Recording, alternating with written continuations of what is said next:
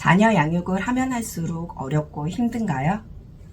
자녀 양육을 잘하고 싶고, 그리고 자녀와의 관계도 좋아지고 싶습니다. 자녀 양육을 잘하는 방법, 자녀들과의 관계를 좋게 하는 방법에는 여러 가지가 있을 수 있죠. 근데 그 중에서도 가장 중요한 것이 무엇이냐면 바로 자녀의 심리 발달을 아는 것입니다. 자녀의 심리 발달을 정확하게 알지 못하면 지금까지 하던 양육법만을 계속 하게 되겠죠. 반복해서 하게 될 것이고, 지금과 같이 자녀 양육을 하면서 답답하거나 더 나아가서 자녀 인생이니 자녀가 알아서 하겠지. 자녀의 인생인데 어쩌겠어 라면서 이제 자녀 양육을 포기하는 상황까지 갈 수가 있습니다. 사실 우리가 자녀의 심리 발달에 대해서 어디서 딱히 배워본 적이 없죠. 육아법, 이제 아이가 태어났을 때 육아법이나 자녀의 신체나 건강을 발달시키는 것, 또는 이제 자녀의 교육 과정, 이런 것들을 생각은 하지만, 자녀의 심리 발달이, 이 자녀의 심리 발달을 알아야 건강한 자녀 양육에 영향을 미치게 되고, 또 자녀와의 관계도 건강하게 유지와 이제 개선이 될 수 있다라는 것을 생각해 본 적이 없을 것입니다. 그냥 잘 먹이고 잘 입히고 그리고 교육시키면 자녀가 성장하는데 아무 탈 없이 잘 성장할 것이라고 생각을 합니다. 물론 잘 먹이고 잘 입히고 그리고 교육을 시키는 것이 필요 없다는 것이 아니에요. 하지만 이것만으로는 건강하게 성장을 하는 자녀가 많지는 않을 것입니다. 정확하게 자녀의 심리 발달을 알고 그에 따른 양육법을 적용해 줘야 합니다. 건강한 자녀 양육에는 중요한 두 가지가 있습니다. 하나는 자녀의 심리 발달을 아는 것입니다. 그것도 정확하게 말입니다. 그리고 나머지 하나는 자녀의 심리 발달에 따른 양육법을 아는 것입니다. 엄마가 자녀와 이야기를 해요. 이야기를 하는데 점점 이야기할수록 답답하고 점점 자녀와의 거리감이 느껴집니다. 그리고 예전의 자녀와는 좀 사뭇 다르게 예전에 내가 알던 나랑 함께 이렇게 지내던 내 자녀가 아닌 것 같다는 생각이 듭니다. 그런 느낌이 든다 싶으면은 아마도 자녀의 심리 발달을 모를 가능성이 좀 큽니다. 그리고 자녀와의 갈등이 심해진다던가, 대화가 없어지고, 각자의 시간을 보내는 시간이 좀 커지면서 어떻게 보면 남보다 못한 그런 관계가 지속된다고 한다면 심리 발달에 따른 양육법을 모르고 있기 때문입니다. 그래서 건강한 자녀 양육을 위해서는 자녀의 심리 발달과 그에 따른 양육법을 알아야 합니다. 자녀의 심리 발달은 생존기, 그리고 관계 적응기, 자아 형성기, 그리고 자아 실현기, 이렇게 크게 4가지로 구분할 수 있어요. 생존기의 경우에는 생존에 초점이 맞춰져서 심리가 발달하게 됩니다. 심리 습관이 만들어지고, 그리고 관계 적응기의 경우에는 그러니까 인간관계에 적응하는 시기로 이때는 관계 습관이 만들어집니다. 그리고 이제 자아 형성기의 경우에는 자신의 생각 기준을 만들어가는 시기예요. 이때는 감정의 습관과 이제 생각의 습관을 만들어 갑니다. 그리고 마지막으로 이제 자아 실현의 경우, 그동안의 이제 관계 습관, 그리고 감정 습관, 생각 습관을 바탕으로 이제 실현을 해 나가게 됩니다. 이를 정확하게 모를 경우에, 예를 들어서 중학생 자녀에게 이거 이렇게 해야지 라고 했더니 자녀가 왜요? 라고 이렇게 반문합니다. 이제 자녀는 자신의 기준에서 이해가 되지 않아서 물었을 뿐인데, 엄마는 자녀에게 왜라니? 왜가 어딨어? 이거 원래 이렇게 하는 거야 라고 하면서 반문하는 자녀한테 이제 다그치듯이 이야기를 하고, 그러면 자녀는 인상을 쓰거나 짜증을 내기도 하지만 말을 더 이상 하지 않고 그냥 그 자리를 피하는 경우도 있습니다.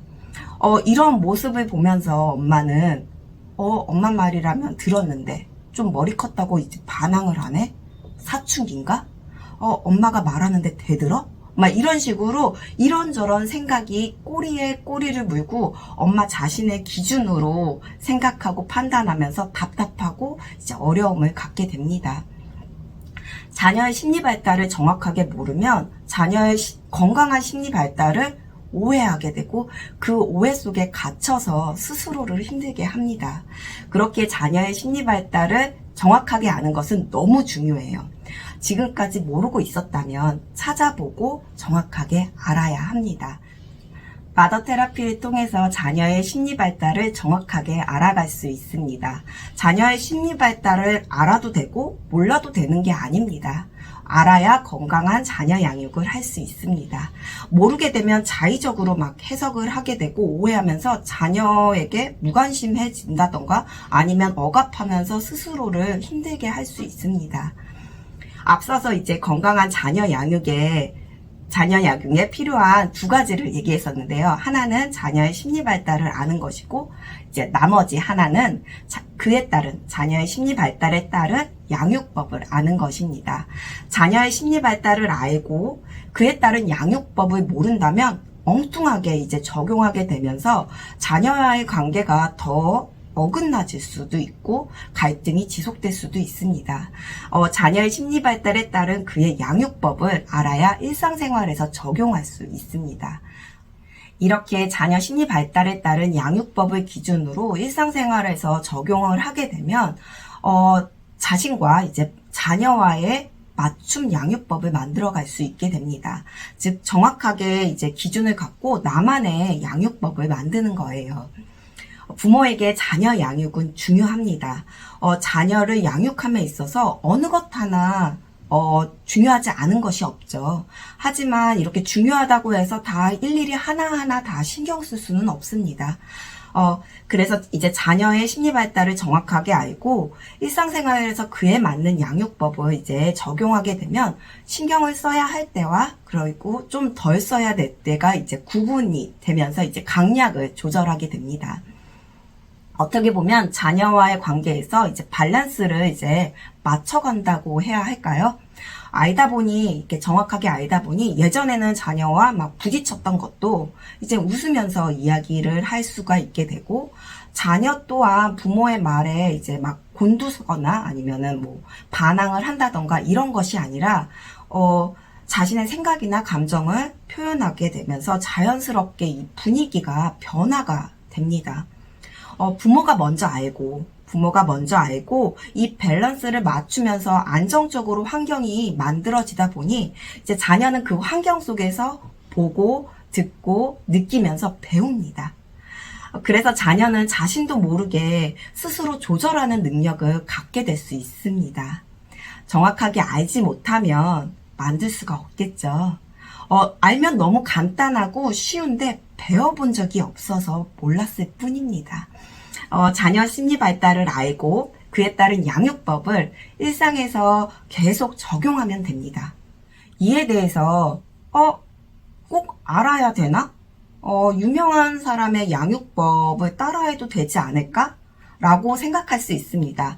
그냥 유명한 사람의 양육법을 따라하고 좋은 대학이나 막 좋은 직장을 보낸 사례 등을 따라하면서 이제 자녀 양육을 잘하는 사람들도 있습니다. 물론 있습니다. 하지만 이런 분들은 나름대로 자신만의 이제 양육법이 있고 이러한 사례들을 참고하면서 또 다른 자신만의 양육법으로 만들어 간 것이에요. 그러나 대부분의 사람들은 그렇지 않고 그냥 다른 사람의 양육법을 그냥 보고 듣고 따라하면서 오히려 더 자녀 양육에 어려움을 겪습니다. 특히 자신의 기준이 없을 경우에는 더 그러합니다.